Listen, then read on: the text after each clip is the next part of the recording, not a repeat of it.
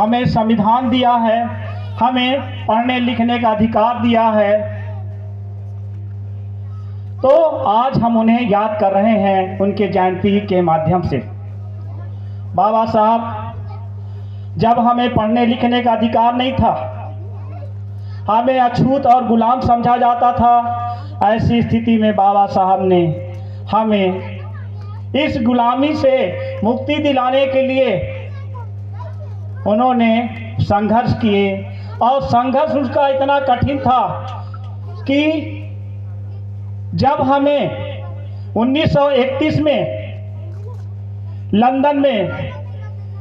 द्वितीय गोलमेज आंदोलन में जब हमारे हक अधिकार की बात होने वाली थी, हमें वहाँ से कुछ भारत के SC ST OBC के लोगों को कुछ अधिकार दिए जाने थे। उसी दिन बाबा साहब के पुत्र का निधन हो गया। बाबा साहब बहुत दुखी हुए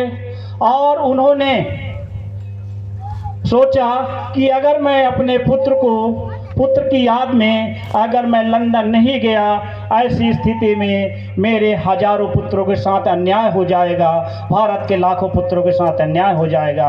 इसलिए उन्होंने अपने बच्चे की परवाह न करते हुए उन्होंने लंदन जाना स्वीकार किया, जिसकी बदौलत आज हमें लंदन में कुछ ऐसे प्रस्ताव पारित हुए जिनकी वजह से आज हमको पढ़ने लिखने और शिक्षा प्राप्त करने का अधिकार मिला।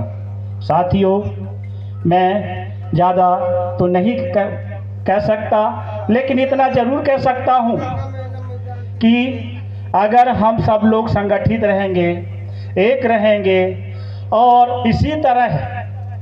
अपनी प्रस्तुति समय समय पर महापुरुषों की जयंती में उपलब्ध होते रहेंगे, कार्यक्रम में आएंगे और कार्यक्रम में बढ़ चढ़कर हिस्सा लेंगे, तो निश्चित मानिए कि धीरे धीरे हमारे शहडोल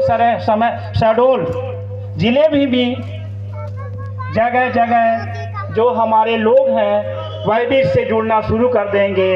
और ये कारवां धीरे धीरे आगे बढ़ते हुए शहडोल से बाहर निकलेगा और BK खापड़े